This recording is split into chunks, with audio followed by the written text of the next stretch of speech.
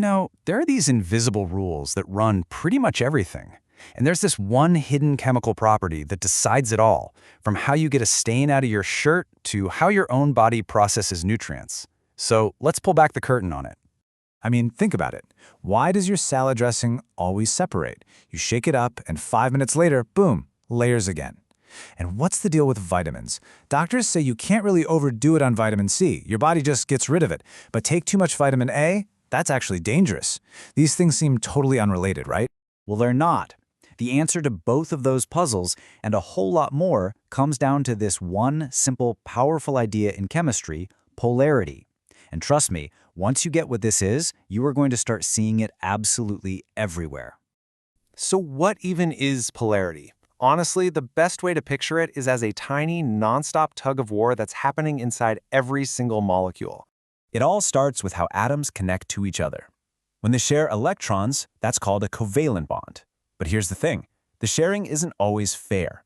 Some atoms are way more electronegative, which is just a fancy way of saying they're super greedy for electrons.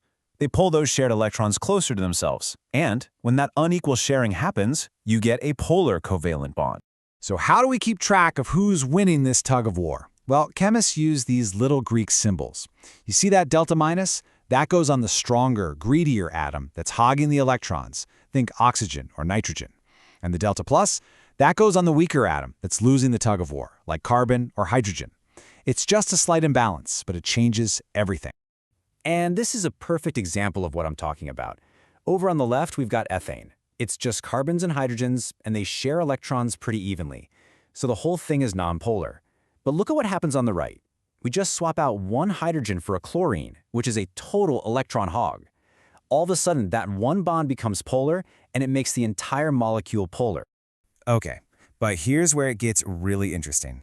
Just because a molecule has these polar bonds, it doesn't automatically mean the whole molecule is polar. The actual 3D shape, its geometry, is a huge deal. This shows you exactly how. On the left, that molecule has two superpolar bonds. But because it's a perfectly straight, symmetrical line, the two chlorine atoms are pulling with the exact same strength in opposite directions. The result? They cancel each other out. The molecule is nonpolar overall. Now look at methanol.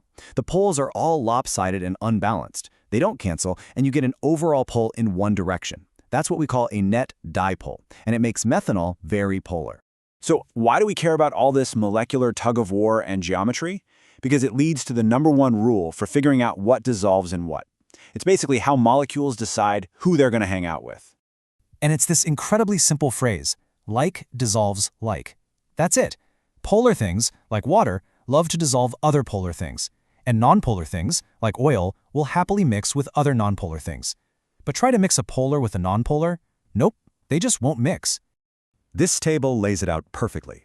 Take hexane. It's a classic nonpolar molecule, totally insoluble in polar water. But ethanol, which is polar, dissolves in water no problem. And then you have something big like cholesterol. It's mostly nonpolar with just one tiny little polar part. Is that enough? Not even close. The nonpolar part wins, making it insoluble in water. All right, we've got the rules down. Now let's see how this plays out in the real world, starting with something pretty serious: pollution. So when a toxic chemical gets out into the environment, its polarity is what determines its fate. Is it going to end up in our rivers and lakes? Or is it going to end up somewhere a lot closer to home, like inside our bodies? So let's look at two famous pollutants. On one side, we have MTBE, something that used to be added to gasoline. And on the other, PCB, a nasty industrial chemical. Their polarity tells two very different, very bad stories. And the difference is just crystal clear. MTBE is polar. And what does that mean? Like dissolves like, so it's water-soluble. PCB, on the other hand, is nonpolar, so it's not going to dissolve in water, it's going to look for something else that's nonpolar, like fat, so it's fat-soluble. And here's the result. Because MTBE is polar and loves water, when it leaks from gas stations, it goes straight into the groundwater. It has contaminated the drinking water for whole communities, making it totally undrinkable. PCB's story is the complete opposite, but just as scary. Since it's nonpolar, it avoids the water and instead builds up in the fatty tissue of animals. It works its way up the food chain, from little organisms to fish to birds, and then to people who eat the fish. And that can cause serious health problems, especially in kids. So polar versus nonpolar, one pollutant ends up in our water, the other ends up in us. Okay, let's bring this principle from the environment right into our own bodies, because this same idea of polarity dictates how we handle the vitamins we need to survive. And that gets us right back to that question from the beginning. Why is the way our body treats vitamin A and vitamin C completely different? Well, now we have the tools to figure it out. Just look at them. Vitamin A on the left, vitamin C on the right. You can immediately see the difference. Vitamin A is this long, sprawling chain of mostly carbons and hydrogens. Vitamin C is much smaller and it's covered in those oxygen atoms. And that visual difference translates directly into their properties. Vitamin A, with all its nonpolar bonds, is fat-soluble. Your body can't just wash it away, so it stores it in your liver and your fat cells. But vitamin C, with all its polar parts, is water-soluble. It dissolves easily in your bloodstream, and anything extra is just flushed right out in your urine. So here's the practical health lesson. For fat-soluble vitamins, that's A, D, E, and K, you have to be careful because they can build up in your body and become toxic. But for the water-soluble ones, like vitamin C and all the B vitamins, your body just takes what it needs and gets rid of the rest.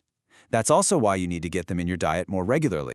So you see, whether we're talking about pollution spreading across the globe or just how your body works, it all comes back to this one fundamental concept, this molecular tug of war that creates this huge divide between the things that mix with water and the things that mix with fat. So now that you know the master rule, like dissolves like, start looking around. Think about why soap, which has both a polar and a nonpolar end, is so good at cleaning greasy dishes, or how your coffee gets made. What else in your day-to-day life suddenly makes a whole lot more sense?